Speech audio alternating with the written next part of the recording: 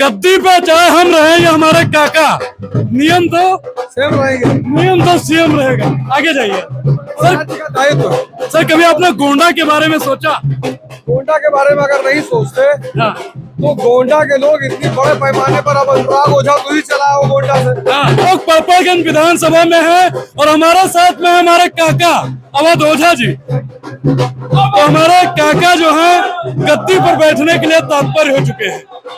क्या नियम सीएम होने वाला है?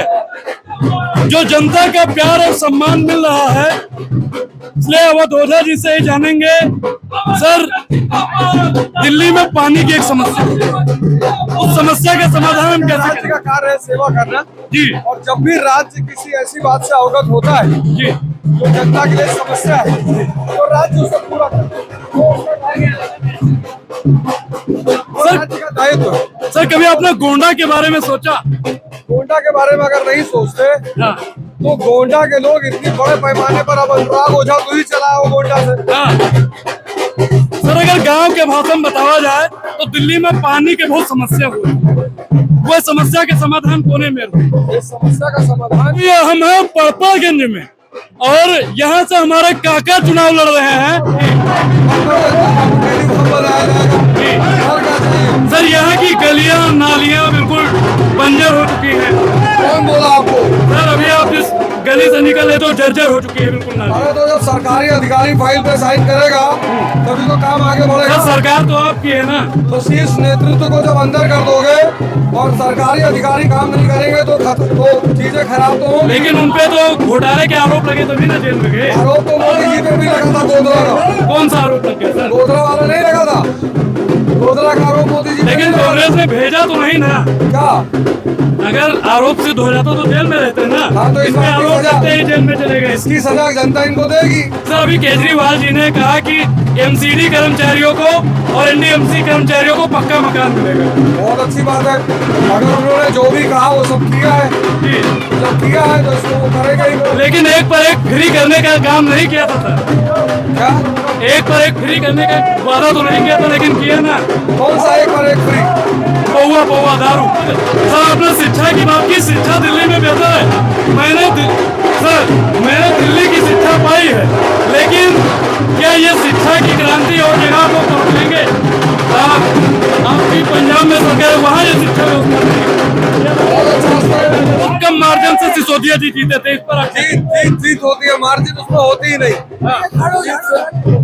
इस बार क्या लगता है कि गद्दी पे चाहे आप रहे या वो सीएम रहेगा? सीएम रहेगा बिल्कुल। ये सर आप शिक्षा की क्रांति के लिए चुनाव लड़ रहे हैं, बदलाव की क्रांति? शिक्षा की क्रांति के लिए केजरीवाल जी ने कहा कि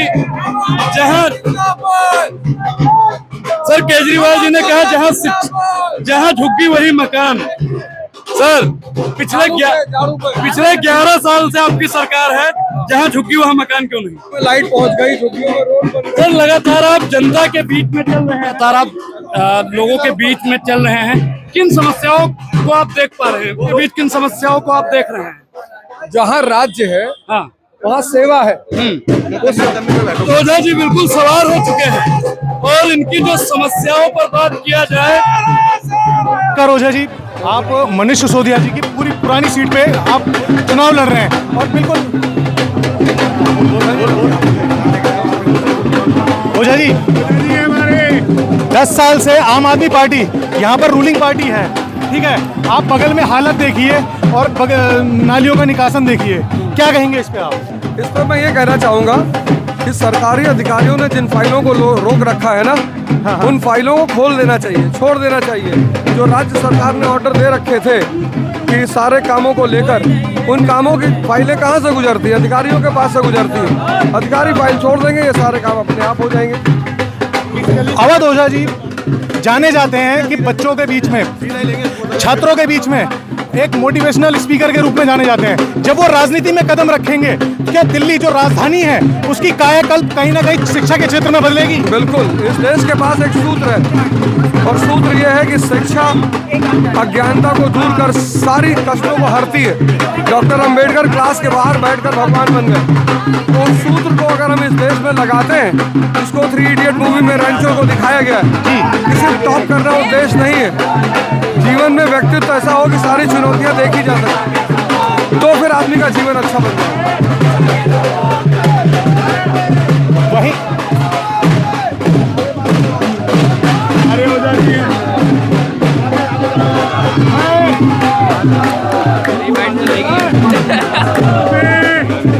हाँ हाँ हाँ ओझा जी, तो आप अगर दिल्ली सरकार वैसे इतना अच्छा काम अगर कर रही थी तो मनीष सिसोदिया जी ने ये सीट छोड़ी क्यों? छोड़ी नहीं, मैंने मांगी। आपने मांगी है? छोड़ेंगे क्यों? उनको छोड़ने की जरूरत क्यों पड़ी? उन्होंने कहा ओझा जी दिल्ली मेरी है, मैं कहीं से भी चुनाव लड़ सकता हूँ जी, लेकिन आपको जो सीट चाहिए वो मैं आपको दे दूंगा। तो आपने ये सीट क्यों चुनी?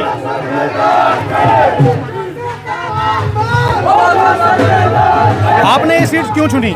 मेरा परिवार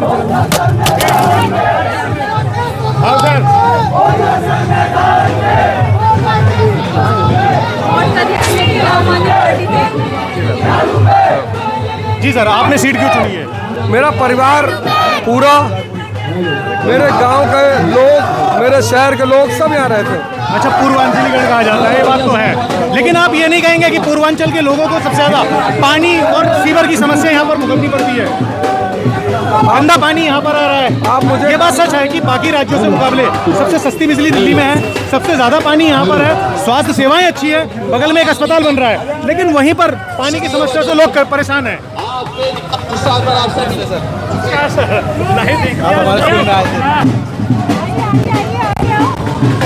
आइए अंकल।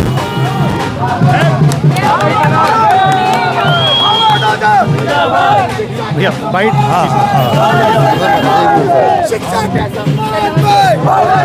जी सर। हाँ जी, तो मैंने आपसे कहा कि ये सारे काम अपनी गति से चल रहे थे सारे, लेकिन दिल्ली सरकार को अस्थिर करके भाई आप किसी भी पार्टी के सारे नेताओं को जेल में डाल देंगे तो सरकार तो अस्थिर हो जाएगी ना। आजा भाई, भारी मोहम्मद से जिताना है। आगे रहना। हाँ सर, तो सर एक सीधा सवाल, आपके ओपोनेंट में बीजेपी से रवि नेगी जी लड़ रहे हैं, ठीक है, उन्होंने पिछले चुनाव